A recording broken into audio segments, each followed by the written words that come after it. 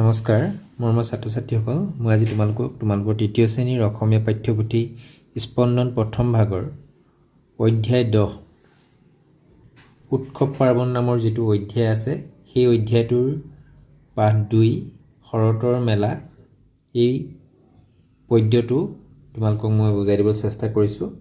তোমালোকে তৃতীয় শ্ৰেণীৰ ছাত্ৰ ছাত্ৰীসকলে পাঠটো ভালদৰে মনোযোগ দিয়া বুলি আশা কৰি আজি ভিডিঅ' আৰম্ভ কৰিছোঁ। শৰতৰ মেলা এইটো আসলতে সম্পূৰ্ণ পদ্যটো ইয়াত দিয়া নাই। শৰতৰ মেলা পদ্যটোৰ তিনিটা স্তবকে তুলি দিয়া হৈছে অতুল চন্দ্ৰ হাজৰিকাৰ শিশু সাহিত্য সম্ভাৰৰ দ্বিতীয় খণ্ডৰ পৰা এইটো এটা কবিতা। এতিয়া চাওঁচোন। শৰতৰ মেলা শেৱালি ফুলিল মুকুতা সৰিল নিয়ৰে কৰালে স্নান আহিনীয়ে গালে শাৰদী কাহিনী সিংহ বাহিনীৰ গান। এতিয়া কি কৈছে? শেৱালি ফুলিল মুকুতা সৰিল নিয়ৰে কৰালে স্নান। কি হয় শৰতত কি হয়? শৰৎকালত শেৱালি ফুলে আৰু সেই মুকুতা সৰে বুলি কৈছে। নিয়ৰে কৰালে স্নান আৰু দুবৰি বনত হওক বা বননিত কি হয় নিয়ৰে বনবিলাক তিয়াই পেলাই সেইটোক গা স্নান কৰোৱা বুলি কৈছে। আহিনীয়ে গালে শাৰদী কাহিনী সিংহ বাহিনীৰ গান আৰু আহিনীয়ে গালে শাৰদী কাহিনী। আহিন মাহতেই আমাৰ শৰৎকাল আহে হয়নে? আৰু আহিনীয়ে গালে শাৰদী কাহিনী সিংহ বাহিনী গান। সেই সময়তে আমাৰ দুৰ্গা পূজা হয় আৰু সেই দুৰ্গা পূজাত যিবিলাক দুৰ্গোৎসৱৰ যিবিলাক মন্ত্ৰ পাঠ কৰা হয় বা দুৰ্গোৎসৱৰ যিবিলাক গান সেইটোকে কোৱা হৈছে সিংহ বাহিনীৰ গান। তাৰপিছৰ স্তবকটো চাওঁ। জোনাই হাঁহিলে তৰাই নাছিলে ৰূপোৱালী ঢৌ তুলি আই লক্ষ্মীয়ে ধানৰ খেতিত দিলেহি চৰণ ধূলি। কি কৈছে? শৰতত কি হয়? জোনাই মানে জোনটোৰ কথা কৈছে। জোনে হাঁহিলে তৰাই নাছিলে বুলি কৈছে। কেনেকৈ? ৰূপালী ঢৌ তুলি আৰু আই লক্ষ্মীও আগমন ঘটে ধানৰ খেতিত, সেই কথাটো ইয়াত বুজোৱা হৈছে। তাৰ পিছৰ 3 নম্বৰ স্তবক কি কৈছে? এনুৱা দিনতে দীপালীৰ ৰাতি অন্ধকাৰ হয় নাশ এনুৱা দিনতে বৃন্দাবনতে গোসাঁই পাতিলে ৰাস। এনুৱা দিনতে, এনুৱা মানে এনেকুৱা দিনতেও কৈছে। এনেকুৱা দিনতে দীপাৱলী হৈ যায়। এই দীপাৱলীৰ ৰাতিত আমি কি হয় দীপাৱলীটো পোহৰ উৎসৱ। আমি পোহৰ উৎসৱ কাৰণে সেই দিনটোত কি হয় অন্ধকাৰ নাশ হয় বুলি কৈছে। এনেকুৱা দিনতে কি হয় বৃন্দাবনত গোসাঁই শ্ৰীকৃষ্ণৰ কথা কৈছে। গোসাঁই পাতিলে ৰাস উৎসৱ সেইটো সময়ত উদযাপন কৰা হয়। সেইকাৰণে সেই ৰাস উৎসৱটোৰ কথা কৈছে যে এনেকুৱা দিনতে বৃন্দাবনত কি পাতে? ৰাস পাতে। শ্ৰীকৃষ্ণৰ ৰাস পতা সেই কথাটো ক'ব বিচাৰিছে। এতিয়া আহিছোঁ ক্ৰিয়াকলাপবিলাকলৈ। আলোচনা কৰা আৰু লিখা। ক শেৱালি ফুল কোন ঋতুত ফুলে? খ পদ্যটোত থকা উৎসৱকেইটাৰ নাম কোৱা আৰু লিখা। মই তোমালোকক এই ক্ৰিয়াকলাপকেইটাৰ যিবিলাক প্ৰশ্ন দিয়া হৈছে সেই প্ৰশ্নকেইটাৰ উত্তৰ লিখি ৰাখিছোঁ, তোমালোকে চোৱাচোন। কটো কি দিছিলে? শেৱালি ফুল কোন ঋতুত ফুলে? উত্তৰটো হ'ব শেৱালি ফুল শৰৎ ঋতুত ফুলে। খ পদ্যটোত থকা উৎসৱকেইটাৰ নাম কোৱা আৰু লিখা। পদ্যটোত থকা উৎসৱকেইটাৰ নাম হ'ল এইটো আমি দুৰ্গা পূজাটো লিখিব পাৰোঁ। দুৰ্গা পূজা, দীপাৱলী, ৰাস ইত্যাদি। গ ধানৰ খেতিত কোনে চৰণ ধূলি দিয়ে বুলি কবিয়ে কৈছে? উত্তৰটো কি হ'ব? ধানৰ খেতিত আই লক্ষ্মীয়ে চৰণ ধূলি দিয়ে বুলি কবিয়ে কৈছে। ঘ তৰাই কিদৰে নাচে বুলি কবিয়ে কৈছে? উত্তৰটো হ'ব তৰাই ৰূপালী ঢৌ তুলি নাচে বুলি কবিয়ে কৈছে। ঙ গোসাঁই ক'ত ৰাস পাতিলে? উত্তৰটো হ'ব গোসাঁই বৃন্দাবনত ৰাস পাতিলে। তাৰপিছত 2 নম্বৰ যিটো ক্ৰিয়াকলাপ দিছে ইয়াত কি কৈছে? তলৰ পদ্যভাষীৰ শব্দবোৰ খেলি মেলিকৈ দিয়া আছে। তাৰে প্ৰথম ভাষীৰ তলত সিহঁতৰ মূল পদ্যটোত থকা স্থান বুজোৱা সংখ্যাটো দিয়া আছে। দ্বিতীয় ভাষীৰ শব্দৰ তলত স্থানাংকবোৰ লিখি সংখ্যাৰ ক্ৰমত সজাই মাতি শুনোৱা।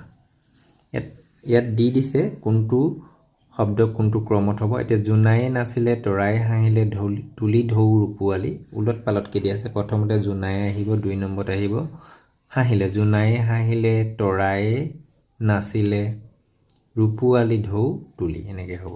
ঠিক তেনেধৰণে এইটোত কেনেকৈ হ'ব? দিনতে দিনতে নাশ ৰাতি অন্ধকাৰ দীপালিৰ হয় এনুৱা এতিয়া এনুৱাটো প্ৰথমতে আহিব এনুৱা দিনতে 2 নম্বৰ দিনতে আহিব এনুৱা দিনতে দীপালিৰ 4 নম্বৰত আহিব ৰাতি অন্ধকাৰ হয় নাশ এনেধৰণে হ'ব এনুৱা দিনতে দীপালিৰ ৰাতি অন্ধকাৰ হয় নাশ এনেধৰণে আমি লিখিব লাগিব 3 নম্বৰ কটোত কি দিছে পাঠটোত উল্লেখ থকা তলৰ শব্দবোৰক অৰ্থৰ সৈতে মিলোৱা লগতে অভিধান চাই কাষৰ খালী ঠাইত একেই অৰ্থ বুজোৱা এটাকৈ শব্দ লিখা পাঠটোত উল্লেখ থকা তলৰ শব্দবোৰ অৰ্থৰ সৈতে মিলোৱা কৈছে লগতে অভিধান চাই কাষৰ খালী ঠাইত একেই অৰ্থ বুজোৱা এটাকৈ শব্দ লিখা এতিয়া সিংহ বাহিনী হলে কি হ'ব মিলালে দুৰ্গা হ'ব চৰণ হলে কি হ'ব ভৰি গোখাই হলে কৃষ্ণ অন্ধকাৰ হলে আন্ধাৰ স্নান হলে গা ধোৱা এতিয়া সিংহ এই কৃষ্ণৰ আন নাম কি হৰি শংকৰ এনেধৰণে লিখিব পাৰোঁ গা ধোৱা গা তিওৱা গোখল এনেধৰণে লিখিব উজ্জ্বল গা তিওৱা গুচ্ছল এনেধৰণে আমি লিখিব পাৰোঁ দুৰ্গা চণ্ডিকা অম্বিকা এনেকৈ লিখিব পাৰোঁ ভৰি পদ চিহ্ন এনেকৈ যে পদ আন্ধাৰটো তমসা এনেধৰণে লিখিব আমি পাৰোঁ এনেধৰণে লিখিব পৰা আন্ধাৰৰ আৰু সমাৰ্থক শব্দ আছে তোমালোকে নিজেও অভিধানত বিচাৰিবলৈ যত্ন কৰিবা 3 নম্বৰ খটো কৈছে তলৰ শব্দবোৰ পদ্যত কি ৰূপত ব্যৱহাৰ হৈছে বিচাৰি লিখা গদ্য ৰূপ আৰু পদ্য ৰূপ দিয়া আছে ঢৌ এনেকুৱা এনুৱা তৰাই এনেধৰণে লিখিব লাগিব জোনে জোনায়ে দেৱালী দীপালীৰ লক্ষ্মী বৃন্দাবন 4 নম্বৰ দিছে প্ৰথমটো চাই বাক্যবোৰ একেদৰে ফুৰ কৰা ৰূপোৱালী ৰূপযোগৱালী সোণোৱালী লিখিব পাৰোঁ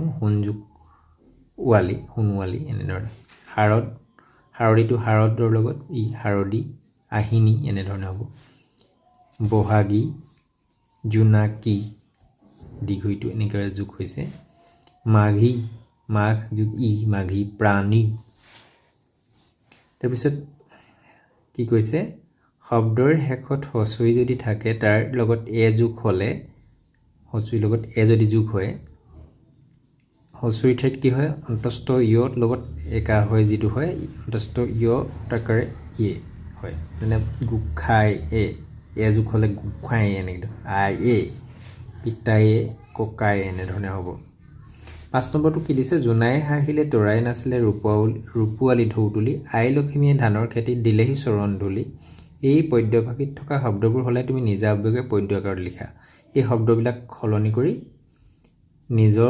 নিজেই পদ্য সাজি পিনি লিখিবলৈ কৈছে তোমালোকে এইটো নিজে চেষ্টা কৰিবা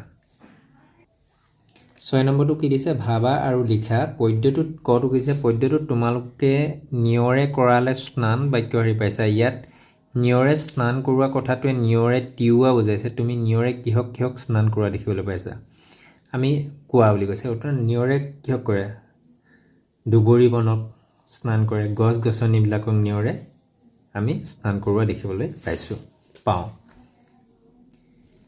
তাৰপিছত খ পদ্যটোৰ উল্লেখ থকা উৎসৱকেইটাৰ উপৰি তুমি শৰৎকালত আন কি উৎসৱ দেখিবলৈ পাইছা দলত আলোচনা কৰি কোৱা শৰৎকালত আমি কি উৎসৱ পাওঁ ৰাস দুৰ্গোৎসৱ ইয়াত দিয়াই আছে দুৰ্গা পূজা আৰু কি আছিলে দীপাৱলী তাৰ উপৰি আমি শৰৎকালত কি পাতোঁ শৰৎকালত আমি কি উৎসৱ পাতোঁ কাতি বিহু হয়নে তেনেধৰণে আমি পাতে শৰৎকালত আৰু বিভিন্ন ধৰণৰ উৎসৱ পতা হয় তোমালোকে দলত আলোচনা কৰি ক'বলৈ যত্ন কৰিবা তুমি যোগদান কৰা যিকোনো এটা উৎসৱৰ বিষয়ে 5-4 লিখা মইতো লিখি দিছোঁ মই যোগদান কৰা এটা উৎসৱৰ বিষয়ে এইটো কি হ'ব পাৰে বিহু অসমৰ জাতীয় উৎসৱ বিহু এক কৃষিভিত্তিক উৎসৱ বিহুৱে অসমীয়া জাতিক একতা দোলেৰে বান্ধি ৰাখে বিহু তিনিটা এইকেইটা হৈছে বহাগ বিহু কাতি বিহু আৰু ভোগালী বিহু মই এনেধৰণে 5টা বাক্য লিখি দিছোঁ ঘৰটো কি দিছে তোমালোকে পদ্যটোত শেৱালি ফুলৰ নাম পাইছা শেৱালি ফুল শৰৎকালত ফুলে কেইবিধমান ফুলৰ নাম লিখি কোনবিধ ফুল কেতিয়া ফুলে লিখা ফুলৰ নাম তগৰ কেতিয়া ফুলে বসন্তকালত কপৌ বসন্তকালত গোলাপ বসন্ত আৰু গ্ৰীষ্মকালত ফুলে জবা বৰ্ষা শৰত তেনেধৰণে তোমালোকে নাহৰ কেতিয়া ফুলে বসন্তকালত ফুলে এনেকৈ লিখিব পাৰা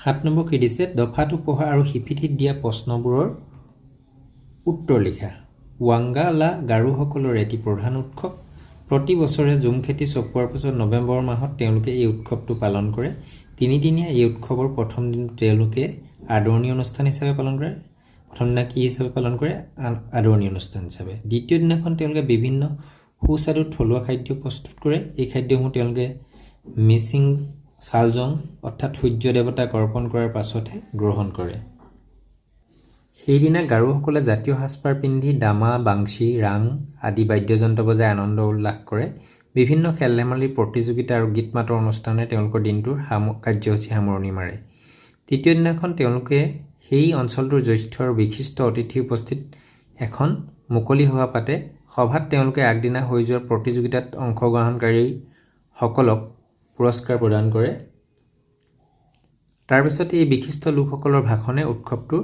সামৰণি পৰে এই উৎসৱত গাৰোসকলে এশটা ঢোল বা দামা বজাই চৌদিশে মুখৰিত কৰি তোলে সেয়ে এশ ঢোলৰ উৎসৱ বুলিও কয় এতিয়া এই কেইটা প্ৰশ্ন দিছে এই প্ৰশ্নকেইটাৰ উত্তৰ মই লিখি ৰাখিছোঁ চোৱাচোন ক প্ৰশ্নটো কি দিয়া আছে গাৰোসকলৰ প্ৰধান উৎসৱটোৰ নাম কি উত্তৰ হ'ব গাৰোসকলৰ প্ৰধান উৎসৱটো হ'ল ৱাংগালা খ ৱাংগালা উৎসৱটো কেতিয়া পালন কৰে ৱাংগালা উৎসৱটো গাৰোসকলে জুম খেতি চপোৱাৰ পাছত নৱেম্বৰ মাহত এই উৎসৱটো পালন কৰে গ এই উৎসৱটোৰ দ্বিতীয় দিনটোত কি হয় এই উৎসৱটোৰ দ্বিতীয় দিনাখন তেওঁলোকে বিভিন্ন সুস্বাদু থলুৱা খাদ্য প্ৰস্তুত কৰে এই খাদ্যসমূহ তেওঁলোকে মিচিং সালজং অৰ্থাৎ সূৰ্য দেৱতাক অৰ্পণ কৰাৰ পাছতহে গ্ৰহণ কৰে সেইদিনা গাৰোসকলে জাতীয় সাজপাৰ পিন্ধি দামা বাচি ৰাং আদি বাদ্যযন্ত্ৰ বজাই আনন্দ উল্লাস কৰে বিভিন্ন খেল ধেমালিৰ প্ৰতিযোগিতা আৰু গীত মাতৰ অনুষ্ঠানে তেওঁলোকে দিনটোৰ কাৰ্যসূচী সামৰণি মাৰে এনেধৰণে লিখিব লাগিব ঘৰটো কি দিছে